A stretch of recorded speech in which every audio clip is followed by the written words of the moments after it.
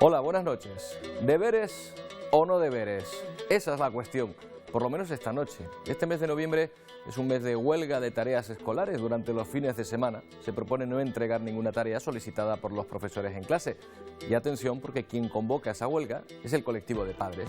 No hemos encontrado un medidor del éxito de la huelga, pero si de repercusión se trata, hay que darle un punto a los convocantes que han conseguido poner en el primer plano no solo si hay demasiados deberes para los alumnos de primaria y secundaria, sino el modelo educativo en su totalidad. No tenemos tiempo para tanto esta noche, pero sí para plantearnos en primer lugar cuánta tarea hacen en casa los más pequeños. También si el problema no es la cantidad de tareas, sino su calidad. Veremos métodos de enseñanza alternativos que proponen desarrollar competencias y responsabilidades en lugar de trasladar conocimientos. Y escucharemos a personas que simplemente creen que a nadie le ha gustado nunca hacer deberes, pero no se hacen más que antes. Hoy en 90 minutos, la huelga de los deberes.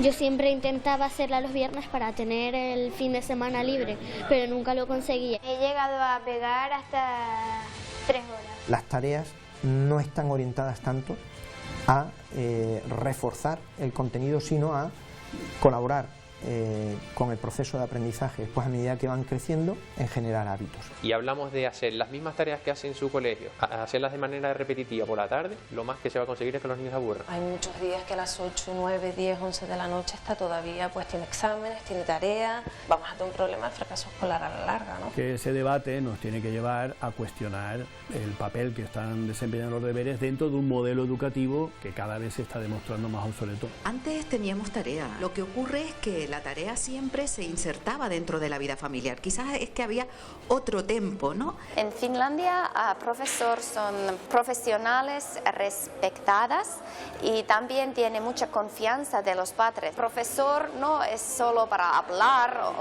es también para ayudar a los niños. Tareas individualizadas, acorde a cada niño, que el niño o la niña en casa pueden hacerla con éxito y sin ayuda de la familia. Siguen siendo importantes, pero la clave, el cambio es que tienen que aplicarse a la vida diaria.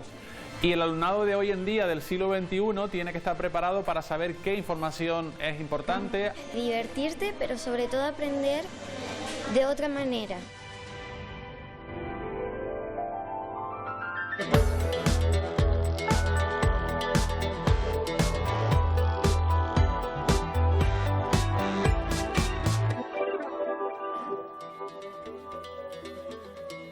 Bueno, pues vamos a hablar de este asunto y también, atención, de una producción de Televisión Canaria que se va a emitir justo al término de este programa. Les va a gustar. Los dos temas yo creo que van a interesarles, porque a muchos quizá les sorprenda que sean los propios padres quienes convoquen una protesta inédita en nuestro país. Así que vamos a preguntarles a ellos, a los convocantes en primer lugar. ¿Tantos deberes escolares se mandan como para ponerse en huelga? Juan Francisco Cano es presidente de AMPA, de Nuestra Señora del Carmen, en Valleseco, y vocal de FITAPA. ¿Qué tal? Buenas noches. Hola, buenas noches, Roberto. Esa es la pregunta que le traslado.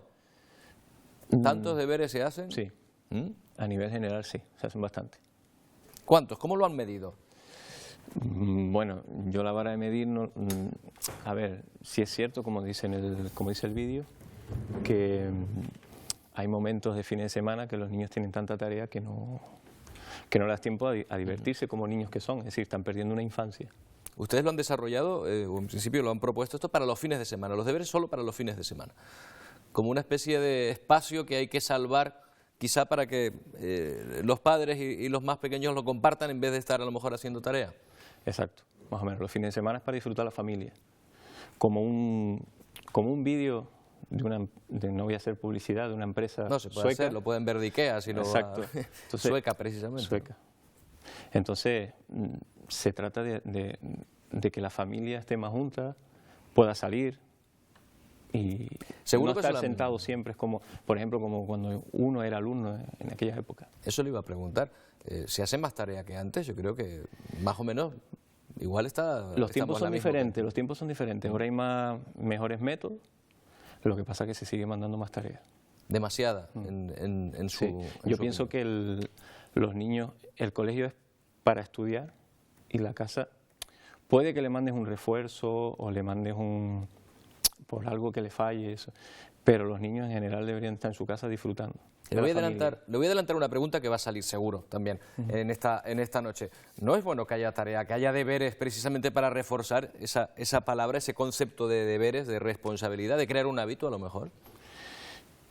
Ese hábito será a lo mejor una costumbre de antes, de cuando nosotros éramos estudiantes, pero es que ahora mismo, antes, por ejemplo, la familia solo trabaja un miembro, ahora trabajan los dos y a veces no hay tiempo para disfrutar de los hijos, sino que entre que las actividades extraescolares, las tareas cuando llegan, es verdad que se remontan ahora que ya les toca cenar y no has hecho vida con tus hijos. Señor Cano, vamos a ver un reportaje precisamente para situarnos en este debate, en este contexto. Raquel González nos va a guiar por un recorrido en el que vamos a intentar responder a las principales preguntas de este dilema de las tareas escolares. ¿Cuánto se emplea en hacer la tarea? ¿Cómo se debería hacer? El exceso de tareas se ha convertido en uno de los puntos más candentes en el inicio del nuevo curso escolar. Por un lado se cuestiona la cantidad de deberes y por el otro que cada vez se mandan a edades más tempranas. Y hablamos de hacer las mismas tareas que hacen en su colegio, hacerlas de manera repetitiva por la tarde, lo más que se va a conseguir es que los niños se aburran. Padres y madres se han plantado negándose a que sus hijos dediquen los fines de semana a hacer tarea. Yo siempre intentaba hacerla los viernes para tener el fin de semana libre, pero nunca lo conseguía. Los expertos de entrada señalan al sistema de enseñanza en España como el principal problema de un asunto que ha generado ya una fisura entre profesores y familia. Claro, es que ese debate nos tiene que llevar a cuestionar el papel que están desempeñando los deberes dentro de un modelo educativo que cada vez se está demostrando más obsoleto en general. Que antes había un solo profesor y entonces nos mandaba una tarea un poco acorde, quizá ahora al ser varios profesores desde muy pequeñitos mandan distintas tareas sin demasiada coordinación. Pienso que se puede mandar algo pero no de una forma exagerada. Los profesionales son los profesores, no somos nosotros los padres.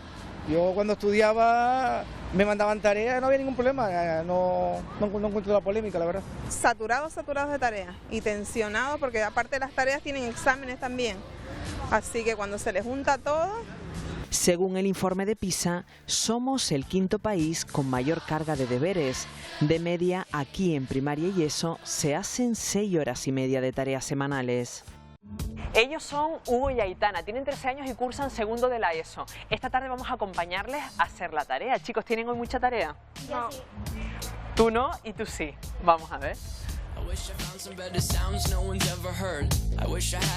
Habitualmente no tengo tarea, pero sí es verdad que mis padres me hacen estudiar 40 minutos todos los días, de lunes a viernes. Bueno, ¿y tú, Aitana? Sí, normalmente me mandan mucha tarea, lo que pasa que como mañana tengo 2 exámenes, esto suele ser poca tarea. Un día de la semana normal, ¿cuánto puedes tardar haciendo la tarea? ¿Cuántas horas? Me he llegado a pegar hasta 3 horas y algunas veces tengo que faltar a mis clases particulares o mis actividades para hacer la tarea más estudiar para los exámenes. Cuando ves a Hugo, por ejemplo, que no tiene tarea, ¿es que te da envidia? A ver, envidia tampoco porque sé que a lo mejor yo practico más y eso, pero no sé, yo prefiero no tener tarea y estudiar 40 minutos cada día que tener tarea más estudiar. ¿En qué curso empezaste a tener tanta tarea? En primero de la ESO. Hugo no tiene tarea, pero sí tiene que estudiar 40 minutos al día. ¿Por qué? Sí, 40 minutos, 30 minutos, que repase lo que ha dado en clase, o si va a tener próximamente un examen que vaya estudiando ya, y así intentamos un poco que cuando llegue al instituto tenga el hábito creado, pero no de una forma tan desorbitada como en otros centros, ¿no? Yo, por ejemplo, sé que Aitana, pues hay muchos días que a las 8, 9, 10, 11 de la noche está todavía, pues tiene exámenes, tiene tareas. Vamos a tener un problema de fracaso escolar a la larga, ¿no? Con este tema, porque se aburren de estudiar. Este informe ha movilizado a AMPAs de todo el país, unidas en una acción de insumisión con la que se niegan a llevar a casa tarea los fines de semana del mes de noviembre. Estamos intentando hacer una prueba, digamos, en estos 4 fines de semana de noviembre, en el que la familia pues tenga otras prioridades, que no sea la prioridad de dedicarle un tiempo a hacer el deber, que ya se hace en toda la semana, sino que haya lazos familiares, unir otra forma de educar más entre la familia, que también ahí se está perdiendo un poco. Es la primera vez que ocurre una cosa así, pero ¿por qué ahora? ¿Qué pasaba antes? Aquí comienza nuestra aventura radiofónica. La verdad es que se está planteando un problema en este momento. ¿Qué opinas, Charo? Esto de la huelga de las familias, para mí, lo que está demostrando una desconexión escuela-familia normalizada. Hay un montón de cauces donde se puede manifestar esta queja o este problema y solucionarlo entre toda la comunidad educativa. ¿Cuántas tareas hacía antes? Antes teníamos tarea y siempre ha habido tarea. Lo que ocurre es que la tarea siempre se insertaba dentro de la vida familiar. Quizás es que había otro tempo, ¿no? Las cosas iban más lentas, los padres disponían de más posibilidades horarias para estar con los hijos. ¿Ustedes eran maestras de mandar tareas? Al principio, cuando empecé a ejercer hace 40 años, pues hacía lo que habían hecho conmigo, mandar tareas y poco más. Pero claro, a ti la experiencia te tiene que servir para algo. Y los niños actuales y la realidad actual social no es la de hace 40 años.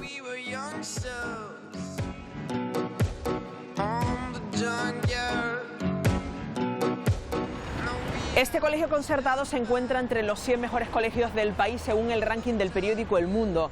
El primer criterio que se valora es el modelo educativo del centro. El de este incluye, entre otras cosas, la tarea. Buenos días, Maxi. ¿Qué papel juega la tarea en el proyecto educativo de este centro?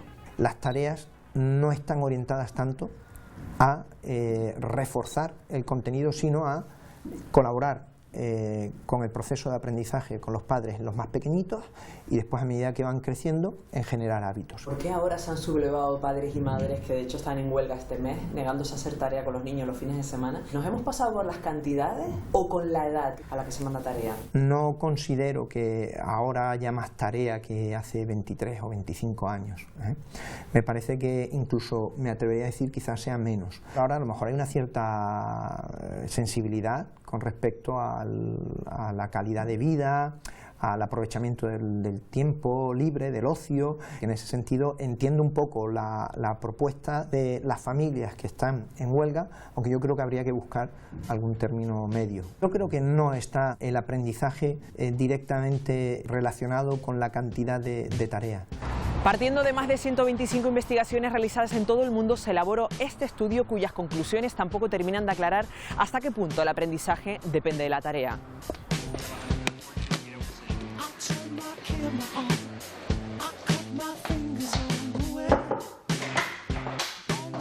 ¿Qué conclusiones se pueden obtener de ese metaestudio? La conclusión que se saca al final es que no hay una relación consistente entre rendimiento académico y deberes. Es decir, a más horas de deberes no se produce un mayor rendimiento académico. Hay un tipo de deberes que se asocia a una metodología tradicional. Repetir machaconamente cierto tipo de aprendizajes para que el alumno los aprenda. Ese tipo de deberes creo que no tiene ningún sentido mantenerlo. España es uno de los países que más horas lectivas tienen los niños, tanto en primaria como en secundaria.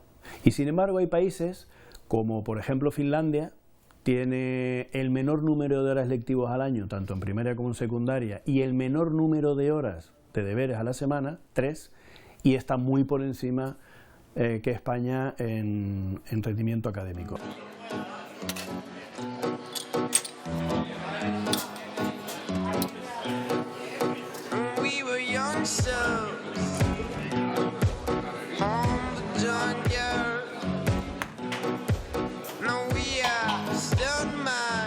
¿Cuántas horas tienen los alumnos de clase?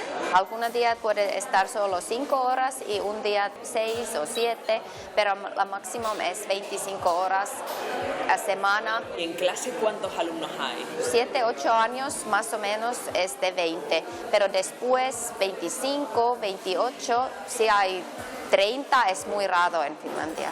Si en clase están el mismo número de alumnos y tienen menos horas lectivas, ¿cómo es posible que puedan hacer tan pocas horas de tarea?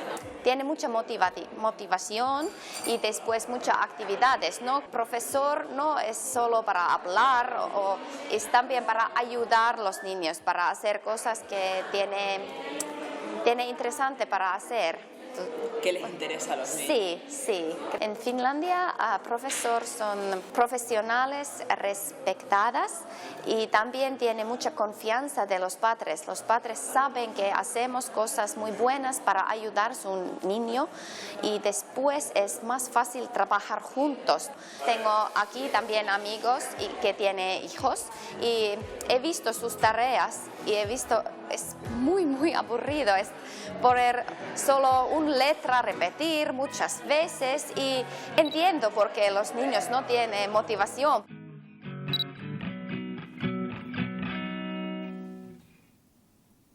Bueno, ya lo van a ir viendo, cada vez que se habla de educación, surge Finlandia, el ejemplo de los finlandeses para temas educativos en los países nórdicos en general. Gerardo Rodríguez es portavoz del STEC, el sindicato de maestros, de profesores. Señor Rodríguez, ¿qué tal?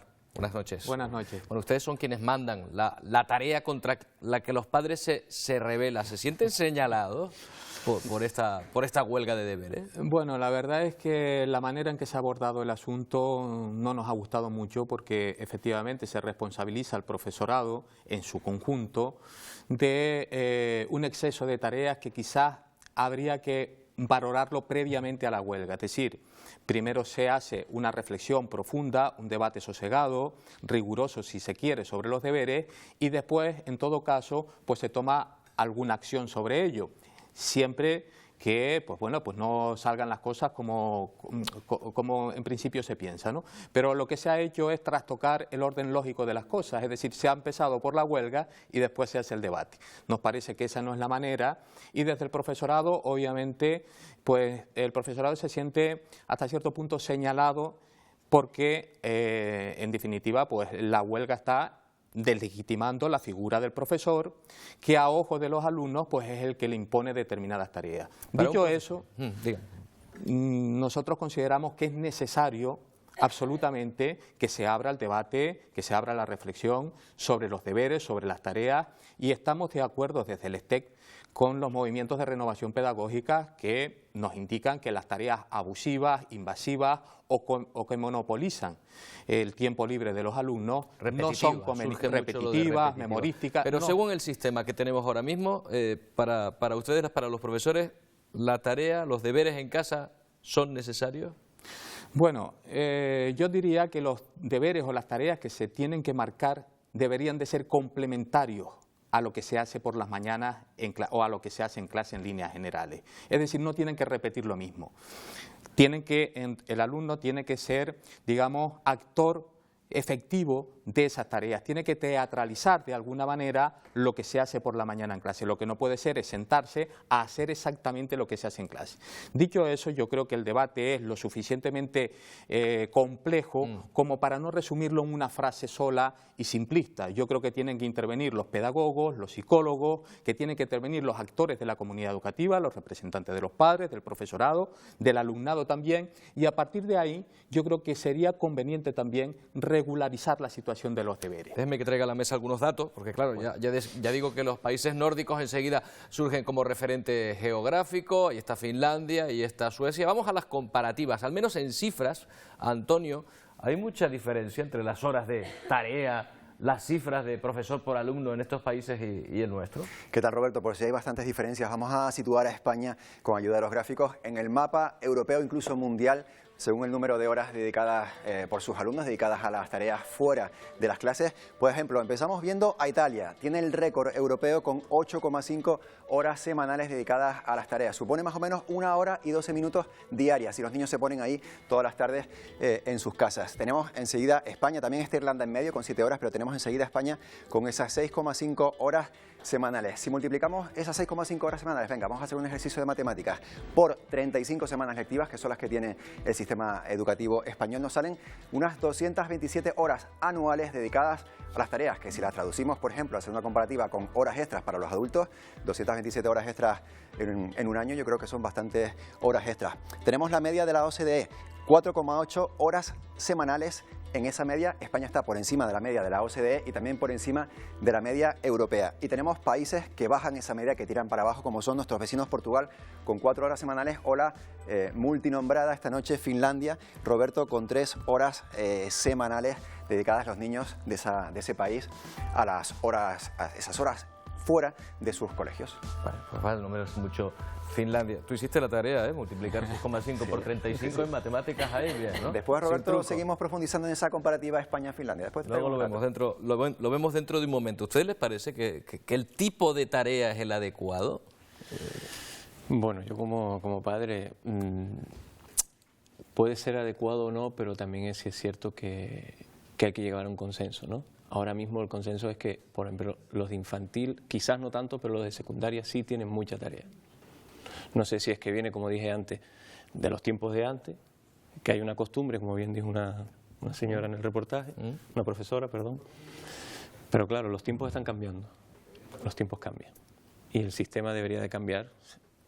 Y se ha hablado también mucho en el reportaje de que si hay que diferenciar lo que ocurre ahora de lo que ocurría antes, hay una presencia menor de la familia, probablemente por el hecho de que las mujeres trabajen. Nos estamos remontando bastante atrás, pero bueno, por buscar referentes que diferencien la situación actual a la de antes, porque incluso ha dicho uno de los invitados que hasta probablemente se hagan menos tareas en casa que antes, probablemente.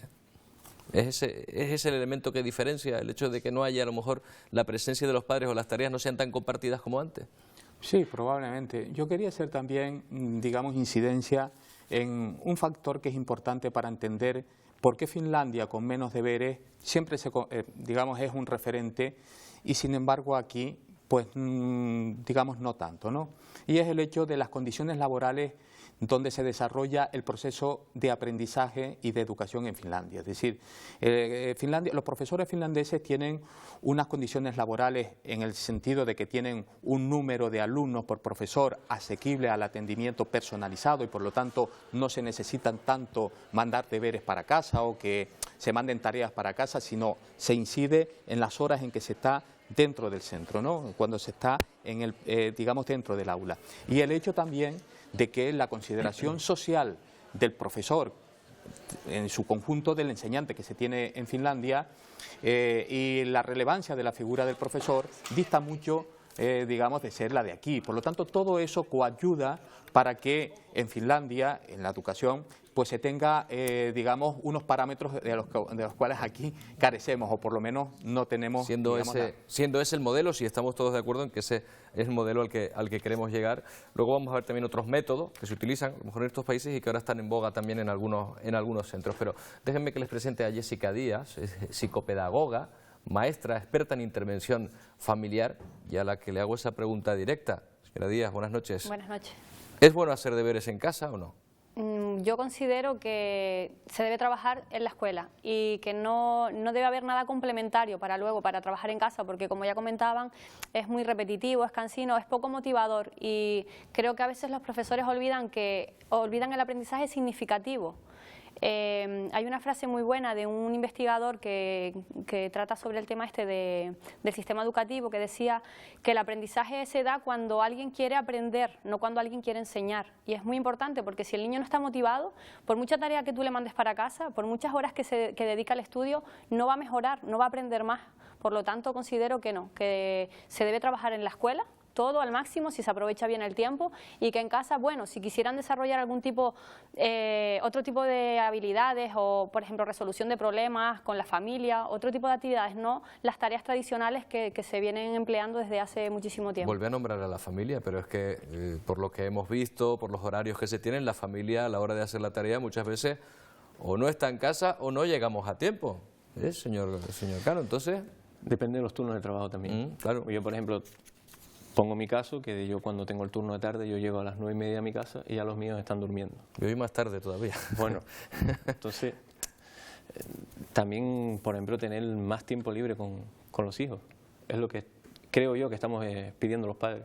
Claro, pero eso parece que eso lo están achacando los profesores. Quizás al sistema, no en este caso a los profesores, quizás al sistema que se está quedando soleto, creo yo, y lo que hay es que intentar que nos adaptemos a los tiempos, digo yo. De acuerdo en que las tareas a lo mejor, por lo menos planteamos todos que muy repetitivas, haciendo lo mismo que se hace en clase, a lo mejor no son muy motivadoras, pero y generar el hábito. No es bueno entender los deberes precisamente como su palabra indica, como un ejercicio de responsabilidad, sea más o menos tiempo el que tenga que tener cada uno en cada momento?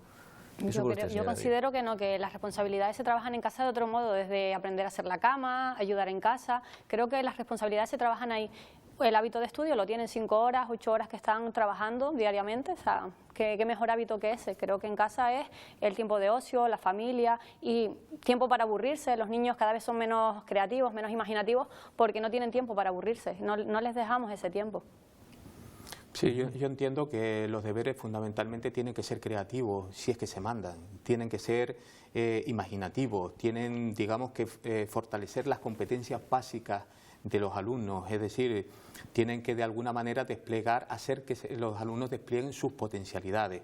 Y yo creo que eso solamente se consigue si el alumno, en este caso, pues se cree, digamos, hasta cierto punto actor de lo que está haciendo, ¿no? Pero para complementar la materia, porque la señora Díaz dice que ella no mandaría deberes, por lo que le estoy entendiendo. Usted, responsabilidades sí, las que sean de colaborar en el hogar o las que sea, pero mandar deberes no. ¿Ustedes creen que para entender, asimilar la materia que se esté tratando de impartir, hay que hacer deberes? ¿Es necesario hacer los deberes en casa? Yo creo que si hay una calidad en la enseñanza, en la educación pública en este caso, si hay una educación pública de calidad, de garantía, con unos profesionales que estén respaldados, en unas condiciones que sean las idóneas y que distan mucho de ser las reales, yo creo que los repasos que se puedan hacer en casa y las tareas que se puedan hacer en casa pueden ser mínimas, porque de hecho ya se forma el alumno y ya asimila digamos, los conocimientos en un sitio que es el adecuado, que es, digamos, el colegio, ¿no?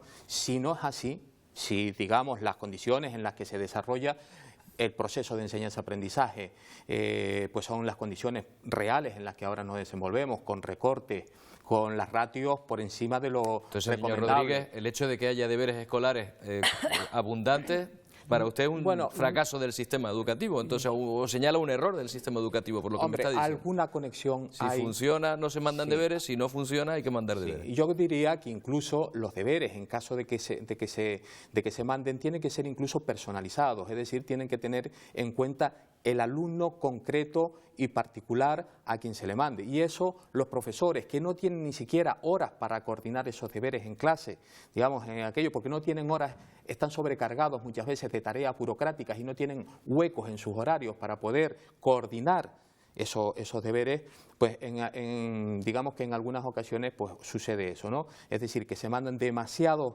deberes y que esos deberes son contraproducentes porque producen un rechazo en el alumno, ¿no? Tienen que estar particularizados sobre un alumno concreto, sobre un alumno o alumna concreto y, bueno, ahora los profesores también tienen que tener tiempo y unas ratios lo suficientemente acordes con lo que digamos, con un cierto desahogo para poder concretar esas tareas, ¿no? Está por un lado el deber ser y por otro lado lo que es, ¿no? Sí, por supuesto. lo que está ocurriendo. Señora Díaz, le planteo esa pregunta a la inversa, de la misma manera que lo hacía el señor Rodríguez. Tal y como está planteado ahora, no como él debería ser, sino tal y como está planteado ahora, las materias, el sistema que tenemos, ¿hacer deberes es indispensable? Como están planteadas las cosas ahora mismo, sí. Me encuentro con niños con los que yo trabajo que les cuesta comprender el contenido de lo que han trabajado en clase, entonces en casa sí que tienen que repasarlo, pero porque a lo mejor o no han estado atentos, no los han motivado, no ha habido una buena explicación. Entonces, en cuanto al tema del sistema educativo finlandés, mi madre es finlandesa y lo conozco de primera mano, y sí tiene razón en que la ratio es algo que te ayuda, ¿no?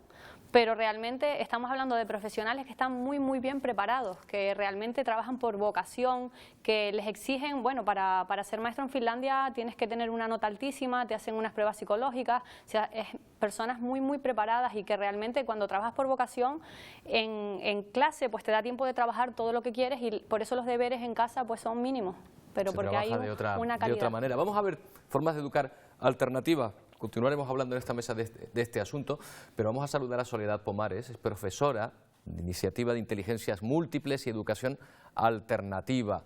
¿Cuál es la educación alternativa a la que hace referencia, a la que defienden ustedes? Básicamente, si le puede explicar o resumir de una manera sencilla. Pues buenas noches.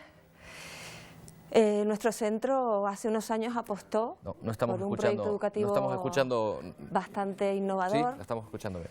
Apostó por la educación integral, combinando elementos como las inteligencias múltiples, el constructivismo, por supuesto, principios metodológicos de las escuelas Waldorf, de las escuelas Montessori, del colectivo de maestros Freinet, y así combinó un proyecto que busca que el chico vivencie, manipule y disfrute del aprender y que tenga amor al conocimiento.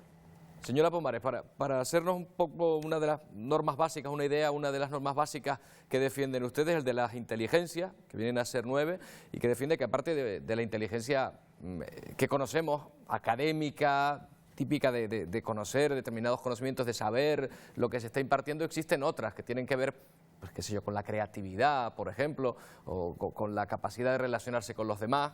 Hay muchas inteligencias en cada persona que se pueden desarrollar, no una sola, ¿verdad? Sí, las inteligencias múltiples de Howard Gardner lo que nos dio es un marco teórico y científico, porque Howard Gardner es psicólogo doctor en la Universidad de Harvard y está reconocido internacionalmente, incluso en España se le ha premiado por ese trabajo. Premio Príncipe de Asturias, concretamente. Y lo que viene exactamente en el 2011. Sí. Entonces, hay grandes aportaciones de esta teoría aplicables a las escuelas. Una de ellas es que se democratiza la inteligencia. Es decir, ya no estamos con el coeficiente intelectual que se calculaba con los test de Binet, sino que se nace, según este científico, con 2 o 3 inteligencias con un gran potencial y que además tienen la cualidad de hacer crecer las demás. Esto revoluciona el aula, revoluciona la mirada del maestro, que va buscando qué se le da bien al niño. Además, nuestro colegio tiene la particularidad de que parte del tiempo escolar es de libre circulación.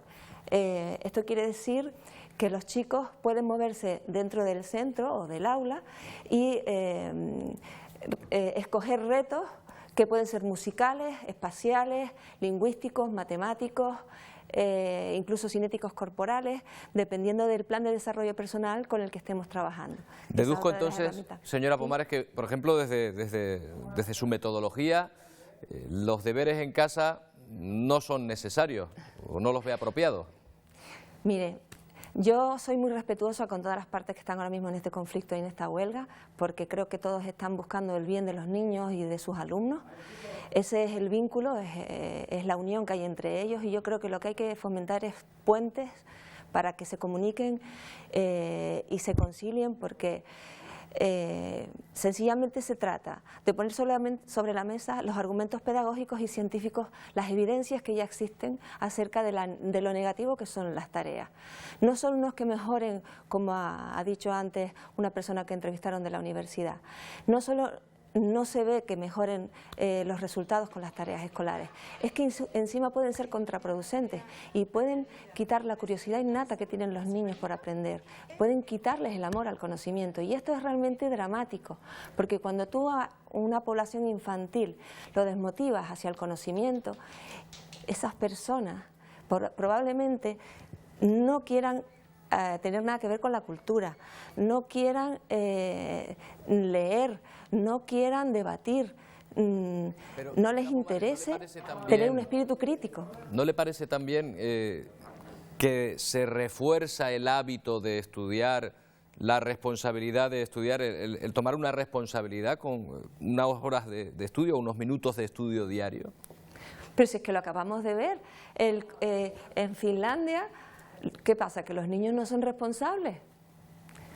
Yo creo que las 5 horas que tienen cada día, el levantarse a las 7 de la mañana, llegar a las 2, a las 3, a las 4, a las 5 de la tarde a su casa, no es suficiente hábito ya ese, no es suficiente esfuerzo ya. ¿Cuánto más hace falta para que se queden tranquilos los que dicen que los niños tienen que aprender a tener hábitos de estudio? Cualquier persona que haga algo 5 horas al día, eso va en vena. Y al final, en este caso, es que los estudios nos dicen que no sirven para mejorar los resultados. Soledad Pomares, muchas gracias por haber hablado con nosotros esta noche. Buenas noches. Gracias.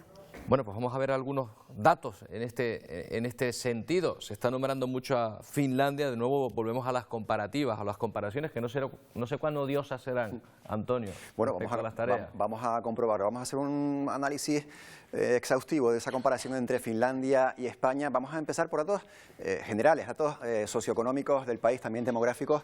Ahí vemos a España situado y a Finlandia, esas son las situaciones donde están cada uno en Europa. Bueno, población, en España hay 8 veces más habitantes que en Finlandia, 46 millones contra 5. El número de desempleados en España, como ven, duplica y más que duplica el número de desempleados que hay en Finlandia. Finlandia está por debajo de la media de la Unión Europea, España, como saben, muy por encima. Estos son datos de principios de octubre. Y después, salario medio bruto anual. Por desgracia, estamos por debajo de Finlandia, muy por debajo. Ellos superan los 40.000 euros. Nosotros nos quedamos en torno a los 26.000 euros brutos anuales de media en España. Vamos a ver ahora, ya centrándonos en datos relacionados con la educación, en qué nos parecemos a Finlandia aquí en España. Bueno, alumnos por profesor. Este dato a mí me sorprende porque yo recuerdo que cuando yo iba al colegio, el dato, en mi clase había muchos más niños. Pero bueno, el Ministerio de Educación dice que la media de alumnos por profesor en España es de 12,4, muy similar a la media de alumnos por profesor en Finlandia. Personas de más de 30 años con estudios superiores. Porcentajes muy parecidos, casi 1 de cada 2 personas en España y en Finlandia tienen estudios superiores con más de 30 años. Y por último, inversión en educación que hacen España y Finlandia, también datos muy similares. El 10% del gasto público español y el 12% del gasto público finlandés va dedicado a la educación. Y por último, ¿en qué nos diferenciamos? Aquí van las principales claves de los sistemas educativos, tanto finlandés como español. Vamos a ver si entra el siguiente gráfico. Ahí lo tenemos.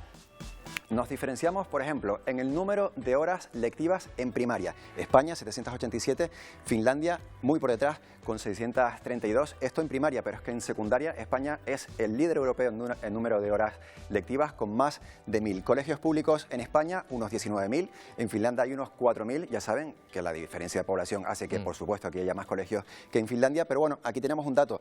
El 67% de los colegios en España son públicos, 67,8%. En Finlandia, el 99% de los colegios son públicos, apenas 50 colegios son privados en estos momentos en Finlandia. Por último, penúltimo dato ya, escolarización a los 3 años, esta es una diferencia bastante notable. En España el 96% de los niños están ya yendo a clase con 3 años, en Finlandia solo 1 de cada 2. Y lo último, el abandono educativo, datos muy superiores en España que en Finlandia. Aquí el 21,3% de los alumnos abandona los estudios, esa ratio de abandono escolar, mientras en Finlandia no llega al 10% en estos momentos. Hay un hashtag para opinar también, ¿verdad, Sí, Antonio? Efectivamente, un hashtag que sí. Ya estamos recibiendo algunos tweets, la gente si quiere puede hacerlo escribiendo en Twitter ese hashtag, almohadilla, 90 minutos RTVC, y ahí todas las preguntas incluso o opiniones las recibiremos y las podemos comentar aquí también en la mesa. 90 minutos en letra, 90 minutos en letra, lo van a ver ahí, RTVS, ese es nuestro hashtag. Bueno, hay un dato que les ha hecho negar con la cabeza, lo de los 12,4 alumnos por profesor. No sé exactamente cuáles se toman, pero no les cuadra mucho, ¿no? No. Son fuentes, en este caso, de educación, ¿eh? Sí, no, yo no voy a, digamos, las fuentes me parecen solventes. Lo que sí que quiero decir es que depende de en qué cuerpo se midan esas ratios, porque claro, aquí tenemos que las ratios fundamentalmente las más altas se encuentran en la ESO y el bachillerato. En la ESO y el bachillerato normalmente pues está, digamos, en los tramos más altos de la ratio, ¿no? En los bachilleratos está sobre la ratio en muchos de ellos, ¿no? Con lo cual los profesores se encuentran con que las clases están abarrotadas, están llenas de alumnos y no pueden tener una atención pormenorizada a las situaciones de aprendizaje que se dan dentro del aula, ¿no? Entonces yo, en fin, no es que ponga ningún tipo de, digamos, de sospecha sobre los datos, pero sí que quiero concretar que aquí, por ejemplo, el problema fundamental sobre las ratios se encuentran en la ESO y en el bachillerato fundamentalmente. Bueno, y luego está el fracaso escolar. Al final, ese quizás es el dato diferenciador y más revelador de todos, ese 20 y pico % de fracaso escolar que triplica al de Finlandia. O sea que al final hay algo que está fallando, si entendemos que ese fracaso escolar es demasiado alto, ¿no? Sí, ella decía antes algo que es revelador, ¿no? Que es el hecho de que buena parte de las personas que salen de las universidades mejor preparadas se dedican fundamentalmente a la docencia y concretamente muchos de ellos a los tramos, digamos, primarios de la docencia, es decir, a la educación infantil o a las primeras edades de la educación primaria, ¿no? Eso es importante porque ahí es donde se forma la personalidad de los alumnos y donde, digamos, donde los alumnos pues adquieren una destreza y adquieren unos procedimientos que después los van a abocar a, digamos, a continuar con sus estudios, pero que, en fin, los van a capacitar, ¿no? Se habla mucho también de motivación, señora Díaz. Quizás esa es una de las claves, mantener la motivación del alumno. ¿Se puede motivar sin que nadie tenga que memorizar, qué sé yo? A veces habrá que memorizar geografía, la tabla de multiplicar, las capitales, determinados países. Habrá que hacer un ejercicio de eso, ¿no? Es cierto que hay que memorizar ese tipo de cosas, pero se puede hacer de muchas formas y la motivación es fundamental para el aprendizaje. Si un niño no está motivado no va a aprender o no va a aprender de la misma forma. Incluso después la memoria a largo plazo no va a funcionar igual. Si he adquirido un aprendizaje que me ha motivado mucho, que me ha gustado, pues con el tiempo lo recordaré muchísimo mejor. Pero si el profesor consigue motivar al alumno, el aprendizaje se da sí o sí, es fundamental. Y hay muchas técnicas para motivarlos, muchos ejercicios, muchas actividades donde puedes conseguir que el alumno realmente esté motivado para trabajar, para el aprendizaje. Y es la frase que dije antes, que si no, el alumno es el que dice, ¿cuándo quiero yo aprender? No es cuando tú me quieras enseñar, ¿cuándo quiero yo aprender? Cuando estoy motivado realmente. Por eso cuando son tan pequeños quieren descubrirlo todo, aprender, están aquí, allá, tocan esto, lo otro, porque desean aprender, desean ese aprendizaje realmente. Entiendo entonces que en las tareas escolares, sean de una manera o de otra, entendiendo que se deben hacer, por lo que han dicho, pero de una forma distinta, ¿los padres deben estar acompañando o ese es un momento para que el alumno esté solo y llevando a cabo de una manera o de otra, insisto, esa tarea escolar? Yo considero que los padres pueden estar para apoyar en algunos momentos, pero el alumno debe ser capaz de realizar solo la tarea. Que luego está el padre que quiera preguntarle qué has trabajado en clase. Eso es un refuerzo para el niño, pero realmente, realmente deberían trabajarlo ellos solos. Que, señor Cano, hay padres que hacen unas tareas enormes, acompañando a los hijos. Hay algunos que sí, algunos pueden, otros no, pero hay tareas que a veces hasta para algunos padres se nos quedan como diciendo, yo esto ya no me acuerdo, no lo entiendo, porque el sistema está cambiando, pero... Hay otros métodos, vamos a ver cómo hay instituciones, hay colegios que están haciendo a cabo experimentos, a lo mejor no de una forma global, a lo mejor puntualmente, pero hacen algo diferente a la tradicional. Aquí en el archipiélago hay centros de enseñanza profesionales que ofrecen una metodología distinta. Vamos a conocer algunas.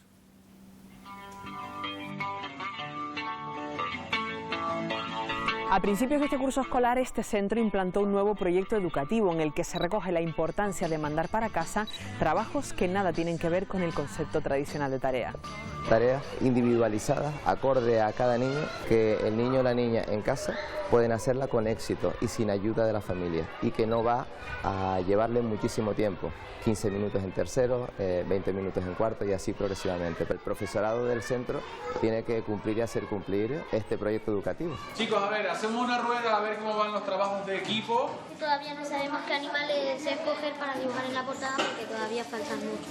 Podrías hacer un PowerPoint sobre la fauna. También está buscando información sobre qué tipo de suelo tiene más o menos la alta montaña. Que esa es nuestra dificultad, es lo que nos cuesta buscar. No sale puntualizado lo que queremos. Hay que buscar el PDF que les dejamos a ver si viene la información. Ya al repetir el conocimiento por el conocimiento no es operativo en la sociedad actual.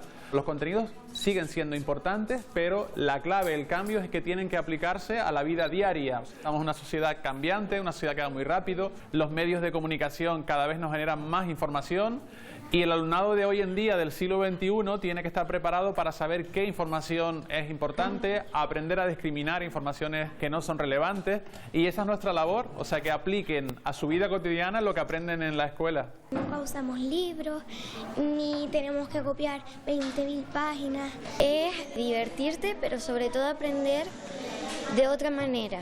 Yo estudio con ganas, así puedo jugar, quedar con amigos, hacer cosas, porque antes era estar todo el día dentro de casa haciendo tareas.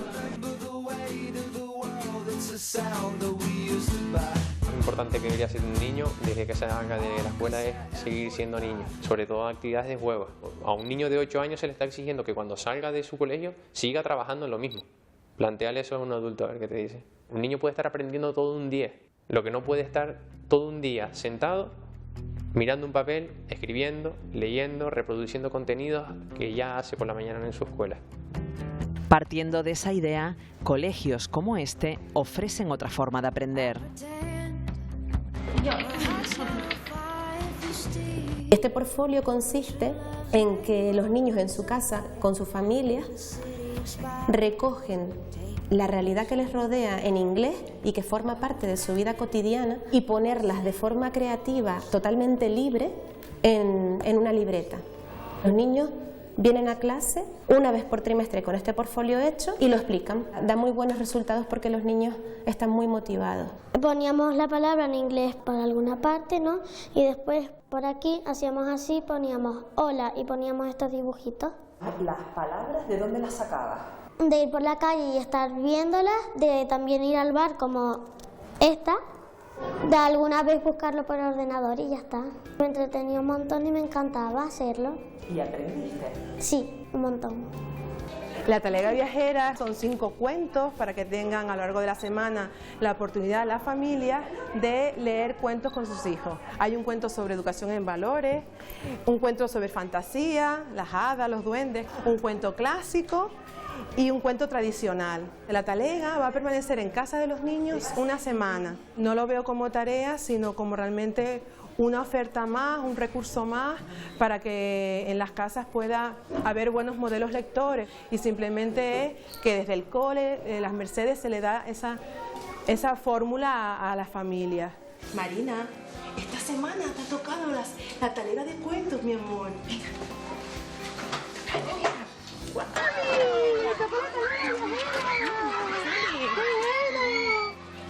¡Qué bien hoy!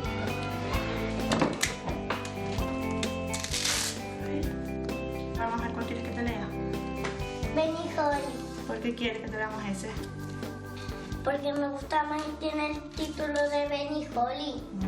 Te escucha, te presta atención, aprende palabras que a lo mejor no sabe y te pregunta.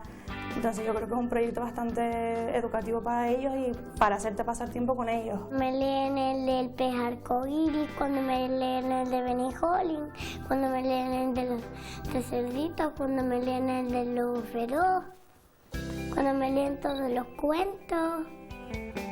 Así es lo único. Se nos ha caído un mito y nos alegramos de ello, del que los alumnos pequeños hay que sacarles las cosas que les cuesta hablar. Para hacer todos estos reportajes, bueno, aquí quieren algunos ejemplos, pero han hablado hasta por los codos con nosotros. Ese mito nos alegramos de que se haya caído. Bueno, hay muchas formas de, como vemos, alternativas o de hacer la tarea de otra manera, por ejemplo, al margen de las más tradicionales, a partir, como hemos visto también, como defienden otros, a partir de cierto grado en la educación, a partir de cierta edad. Juan Francisco Hernández, un profesor premiado en el Consejo Europeo de Flip Classroom. Esto es clase al revés. No sé si lo he pronunciado bien. Buenas noches. Hola, buenas noches. Sí, muy bien pronunciado. Sí, bueno, me dieron el premio por la metodología que aplico en el cole hace varios años y que consiste básicamente en que hace 4 años me di cuenta de la necesidad de que los chicos dispusieran de unos vídeos educativos, puesto que cuando estaban enfermos de viaje se perdían las clases. Siempre intentaba parchear en los recreos, pero no era la solución. Y esto ha acabado en que los chicos están viendo los vídeos en casa de las clases y hacemos las tareas y sobre todo proyectos en el cole. Así, por ejemplo, esta mañana en cuarto de la ESO, en mi cuarto de la ESO A, estábamos trabajando Canarias bajo la influencia de la Revolución Francesa, viendo todos los científicos que estaban aquí en Canarias. Es un trabajo entre todas las áreas que damos clase en cuarto de la ESO. Y hoy por la tarde están viendo en casa un vídeo que se llama Inecuaciones de 2 variables. Entonces esto facilita el aprendizaje porque están aprendiendo en el cole conmigo y están viendo las clases magistrales en casa. Entonces, además de esto, sí, dime Roberto. Para hacernos a la idea, la clase al revés lo que plantean es quizá precisamente eso, que las tareas que se mandan para casa las hacen en clase. Sí. Pero, claro, en su casa tienen que hacer también una labor, o sea, técnicamente las tareas no se eliminan, ¿no? No, entendiendo, bueno, yo no lo entiendo como tarea, son con vídeos cortos de 15 a 20 minutos con explicaciones de lo que tienen que ver para el día siguiente o para 2 días. Intento dejar un margen de 2 o 3 días por si algún chico esa tarde no puede ver el vídeo. ¿A ellos les resulta más fácil, están más motivados para ver una de estas explicaciones que para hacer la tarea en su casa? Sí. De hecho, yo todas las evaluaciones paso cuestionarios anónimos de Google para que ellos, yo siempre digo lo mismo, yo te he evaluado, ahora te toca a ti evaluarme a mí, y ellos evalúan esta forma de trabajar. Y no solo esto, tú has nombrado el premio del Congreso Europeo de Flipper, pero para mí el verdadero premio es verlos contentos en clase. Y de hecho, tal es así que en el Congreso que hubo ahora de los salesianos, yo di 2 talleres, pero uno de ellos invité a los chicos a que lo dieran ellos, y subieron y estuvieron un sábado por la tarde allí hablando a 30 profesores, y como yo le dije a los profesores, o sea, es increíble que 3 alumnos hayan subido aquí a dar la cara por esta metodología, y como les decía, ya no es lo que digan, ya es que están aquí perdiendo un sábado por la tarde y hablando delante de 30 profesores, y bueno, yo mejor me hubiera callado y hubiera dejado toda la tarde que ellos hablaran, porque la verdad que yo lo que veo es que están muy contentos. Y los ve también muy motivados, y se resuelve de esta manera lo que hemos hablado, ese posible conflicto que haya con el hábito de estudiar, si es que existiera. A ver, yo no voy a sentar cátedra. O sea, a mí es una metodología que me funciona, yo estoy muy contento. Yo creo que el papel del profesor ha cambiado muchísimo. Un alumno que tenía el año pasado en segundo bachillerato, Eros, me decía, profe, los mejores profesores están en el aula, pero las mejores lecciones están en YouTube. Entonces yo pienso que nuestro papel ha cambiado y tenemos que ser conscientes de esto. Realmente nuestros alumnos, como nos pasa a nosotros, o sea, yo como he aprendido a usar las distintas herramientas, viendo vídeos en YouTube. Ahora mismo nosotros tenemos otro papel en el aula, que es llenar el aula de una serie de actividades o de una serie de dinámicas. Señor Hernández, o sea, lo que usted me dice también, en cierta manera, es que el profesor tradicional va a ser sustituido por tutoriales de YouTube. Luego su labor va a tener que cambiar. Ok, el tradicional hace tiempo que ha sido sustituido por YouTube. Hace mucho tiempo. ¿No se siente usted amenazado por ese cambio, por lo que veo, ¿eh? No, al contrario, yo me noto ahora muchísimo más involucrado que nunca, más contento que nunca, me veo, vamos, súper partícipe con los chicos trabajando en clase, con música, haciendo ejercicio. ¿Y a ellos los ven más motivados también? Sí, yo siempre digo lo mismo, que ya no es lo que diga yo, es lo que dicen mis alumnos, es lo que te acabo de decir, que ya en este taller ya no es lo que digo yo, sino que estos chicos subieron. Una última cuestión, el ejercicio de memorización, que habrá que hacer en algún momento, ¿se hace en clase también? Sí, también, pero yo estaba oyendo lo que pude oír de la charla. Yo creo que también quiero romper una lanza a favor de todos los que somos profes, que vivimos en un estado de ansiedad, que por un lado se nos pide trabajar cooperativos, proyectos y no sé qué, pero por otro lado después tenemos que dar respuesta ante las pausas reválidas, y también nos gustaría que se pusieran un poco en nuestro lugar, porque yo cuando doy las charlas, di una charla en julio en Alcalá de Henares, y un profesor me interrumpió en medio de la charla y me dijo, sí, los proyectos están muy bien, pero si mis alumnos suspenden la PAU me mandan a la calle. Entonces, también yo creo que hay que ponerse un poco en la piel del profesor, que por un lado nos piden que estemos trabajando en cooperativos, trabajando en proyectos, entre departamentos, que está genial, ojo, yo soy el primero que la apoya, pero después todos los coles lo que vamos a ver son los resultados en la PAU. Y entonces yo creo que buscamos ver un criterio común, un criterio único de ver qué es lo que queremos, porque realmente si apostamos por los cooperativos, que estamos valorando las habilidades de los chicos y después tienen que enfrentarse a una PAU en la que se les está preguntando por contenidos, y esto es un poco los que nos tiene a todos un poco trastornados, digamos, de que no sabemos qué hacer y vivimos en este estado de tensión. Señor Hernández, muchas gracias y enhorabuena por ese premio. Muchas gracias. Bueno, otra forma de trabajar y un dato importante. Si lo que se pide como elemento para evaluar la labor del alumno y del profesor no se corresponde con este método de enseñanza, claro, ahí estamos en un conflicto importante, ¿no? Se busca un método, pero después se evalúa conforme a otro. ¿Qué hacemos entonces? No llegamos a ninguna conclusión. Mandar tarea. Mandar tarea, ¿no? Es lo que estamos diciendo. Es lo que estamos diciendo. Está fallando algo en el sistema. No toda la culpa es del profesorado, porque ellos también hacen lo que pueden, pero es que el sistema está fallando. Es a lo que... Yo quería, digamos, hacer una un elogio público de la figura del profesorado, que lo acaba de decir nuestro compañero también. Es decir, el profesorado se nos exige muchísimo y ha tenido durante todos estos años, sobre todo los años últimos en que la crisis ha hecho, auténticos recortes en la educación pública, un comportamiento ejemplar. Su vocación, su profesionalidad, su abnegación, en algunos casos su sacrificio, ha hecho que el sistema educativo continúe pues, con unos mínimos de calidad. Es decir, ha hecho que, ha sido la columna vertebral que ha hecho progresar en la medida de sus posibilidades la educación pública. Y yo creo que eso hay que decirlo, hay que exponerlo a la opinión pública y hay que decir que la figura del profesor tiene que recobrar, el estatus social que le corresponde y que ha sido menoscabado en algunas ocasiones, incluso por las opiniones de algunos políticos desaprensivos. Y yo quiero recordar aquí que en algunas ocasiones, incluso yo recuerdo el señor Soria cuando era vicepresidente del Gobierno de Canarias, que decía cosas tremendas contra los profesores. Mucho se está remontando hace tiempo. En todo caso, también la situación en la que nos encontramos nos lleva a preguntarnos también, a lo mejor, para primaria, esta pregunta la comienzo con usted, señora Díaz, para primaria y unos estadios cuando el alumno es más pequeño, ¿conviene a lo mejor otro sistema que se vaya volviendo más tradicional a medida que pasa el tiempo? A medida que crecen y entran ya en secundaria, por ejemplo, se van acercando a otros estadios. Es triste, ¿no?, que muchos profesionales pues con mucha ilusión intenten crear, ¿no?, otras formas de trabajo para que los niños no memoricen, sino comprendan, que es muy importante. Pero ¿qué pasa cuando llegamos a otros niveles? Que nos exigen en una PAU pues una serie de contenidos y a lo mejor si desde la primaria no vamos con esa base, a lo mejor luego resulta mucho más complicado, ¿no?, adaptarnos. Entonces el problema está en el sistema, evidentemente. Sí. Porque según ese sistema de evaluación, un niño que no haya hecho estas tareas, que haya desarrollado estas que ustedes proponen como alternativas, sería un niño que a lo mejor no alcanza la aptitud y sería considerado fracaso escolar también. Sí, al final no alcanza una nota, que todo se mide con la nota al final. ¿Y qué parámetros, según ustedes, deberían valorarse entonces? Es todo lo que es que nos centramos en lo académico, en una nota y como personas, los valores, ¿dónde quedan los valores? Que para mí es lo más importante. Sí, medimos todo a través de notas y los valores.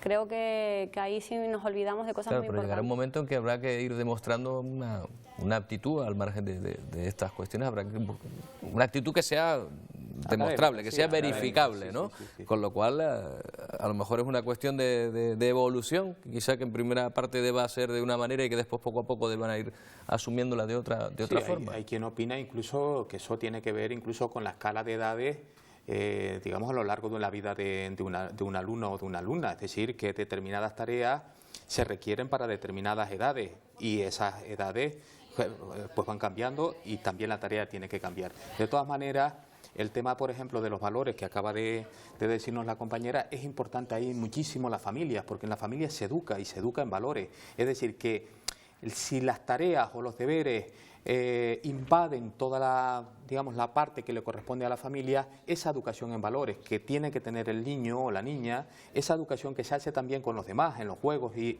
esa socialización no se hace, ¿no? Y entonces, pues obviamente después de adultos va a haber una serie de déficits en la personalidad que creemos que no son convenientes. Por eso es importante que también los educadores, los pedagogos y los psicólogos se pronuncien sobre determinados aspectos, en este caso del proceso. ¿Van a hacer las paces ustedes y los profesores y los padres, mejor dicho? Yo con los profesores no tengo nada personalmente. Hombre, me pasa que no les ha hecho mucha gracia esto de la huelga de... Bueno, mira, hay un algunas dato, fisuras sí que se han visto. ¿Qué llevamos?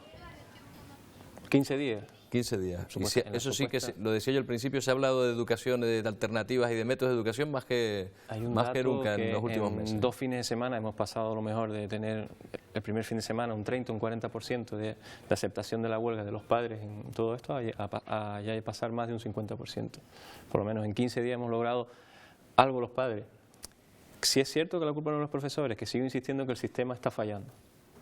Pero claro, ellos también se ven abocados con todos estos recortes, a invadirnos el espacio, como él dice, de los padres. En todo caso, parece que la solución para un problema que ya vemos que no es solo el de la tarea, sino que va mucho más allá, también requerirá una solución en su conjunto, que es lo que hicieron en un momento dado en Finlandia, porque Finlandia, años atrás, se dieron cuenta de que, las tasas de abandono escolar eran muy altas y cambiaron todo el sistema educativo completamente, ¿no? Y lo hicieron de esta manera, ¿no? Pues para educar un niño, dice un refrán africano, que se necesita la tribu entera, ¿no? Por lo tanto, es una tarea de todos, de la comunidad educativa en su conjunto, pero de toda la sociedad también, el hecho de formar a los jóvenes, ¿no? Por supuesto que con las familias, con los padres y con las madres no tenemos absolutamente nada, todo lo contrario, tenemos una complicidad que es importante, que es necesaria, para que de alguna manera la educación pública salga adelante. Estarán encantados los alumnos con esta huelga de fin de semana. Hombre, ¿no? Eso supongo, ¿no? Yo creo que eso, vamos, totalmente. Muchas gracias a los tres por habernos acompañado. Buenas noches. Buenas noches. Gracias a ustedes. Bueno, pero nosotros no nos vamos todavía, no terminamos, porque vamos a hablar de un cortometraje, una producción en la que participa Televisión Canaria. Se llama MA, M-A-H. Y quiere decir madre, se pronuncia exactamente igual que como nos expresábamos muchos cuando éramos más pequeños. Se trata de una producción audiovisual que aporta una visión totalmente inédita y diferente de los primeros pobladores de Canarias. Van a poder verlo justo después de este 90 minutos. Vamos a hablar de él. Mag cuenta la historia de una madre que tendrá que enfrentarse a uno de los mayores problemas que la sociedad indígena canaria sufrió. Una emotiva y profunda historia sobre el amor, que lleva a una madre a afrontar cualquier amenaza por defender a su hijo. Un film de 26 minutos rodado en Amasig, el idioma que hablaban los antiguos canarios, con una cuidada ambientación y un extenso trabajo de documentación realizado con el asesoramiento de historiadores, arqueólogos y lingüistas. Una vez más, el director gran canario Armando Ravelo refleja su pasión por el pasado indígena de las islas. El cortometraje cuenta con un equipo netamente canario y un elenco encabezado por la actriz Laura Perdomo, que interpreta a la protagonista.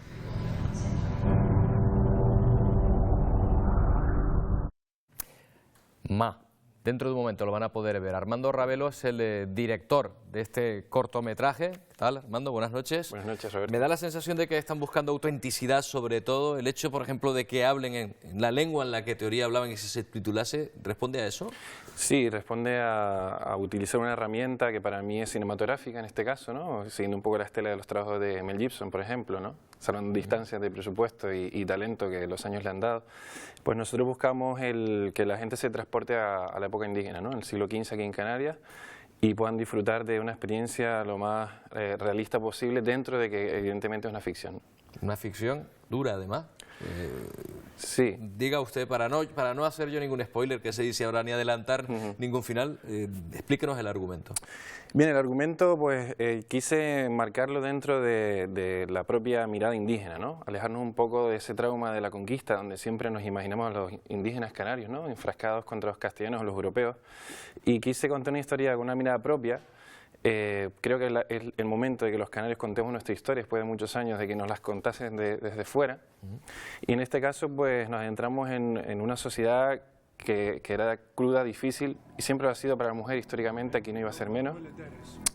Una sociedad muy rica, muy bonita, preciosa, pero que al mismo tiempo tenía sus dificultades. En este caso había momentos de escasez, ¿no? Tenemos que tener en cuenta que al menos vivieron 1000 años aquí en Canarias, aislados completamente, con un territorio limitado además, ¿no?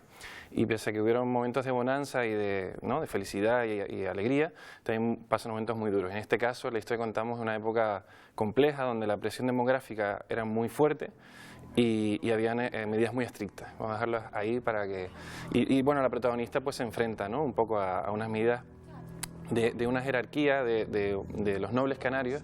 Yo iba a contar más, lo he hecho bien en que lo cuente usted para no desvelar. Sí. De todas maneras, este proyecto se engloba dentro de otro mayor, el proyecto Ventejuí, ¿verdad? Sí, el proyecto Ventejuí es el que estamos llevando a cabo, donde intentamos contar nuestra historia, como bien decía antes, pues a través del cine, el teatro y bueno, multiplataforma. En realidad tenemos también un proyecto de cómic. Y bueno, empezamos con Ansite en el año 2012, donde narramos el último día de la conquista de Gran Canaria. Hemos hecho alguna obra de teatro infantil también, y más el segundo corto. Siempre fijándose en la historia En la historia indígena, sí. También me interesa mucho la historia más reciente, ¿no? Pero bueno, vamos dando paso a paso y vamos a... Exacto, vamos ¿Cuánto hay de avanzando. ficción y cuánto de realidad en esto que vamos a ver a continuación? Tengo que decir que evidentemente ficción prácticamente todo, porque por desgracia no tenemos una máquina del tiempo y no podemos ver cómo eran realmente, ¿no? Pero sí que es verdad que hemos intentado el equipo que hemos realizado más, acercarnos bastante a lo que las crónicas nos cuentan, nos narran, que eran los indígenas, aparte de la otra mirada que es la arqueología, ¿no? Donde podemos discernir bastante acerca de los antiguos pobladores de Canarias. Ahí vemos esos dibujos, esas pinturas que probablemente les representaban, ¿no? Sí. Las vestimentas, completamente... Los europeos que escribieron acerca de los indígenas hablan de un pueblo que usaba mucho la estética, se pintaban, incluso hay una crónica donde dice que se labraban la piel, que probablemente se escarificaban, ¿no? Se tatuaban. Y una sociedad muy rica, porque casi siempre lo vemos ¿no? La arqueología nos muestra pues, lugares abandonados, rotos, estropeados, y en realidad eso lo tenemos que imaginar muy vivo, ¿no? Tenemos que hacer ese ejercicio de retrotraernos a la época, y ellos hablan del uso de mucho color, por ejemplo, ¿no?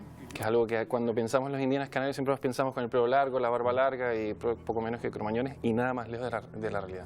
Claro. Y cuando los actores se encontraban con esos guiones escritos en la lengua indígena antigua, ¿qué le decían a ustedes? Pero bueno...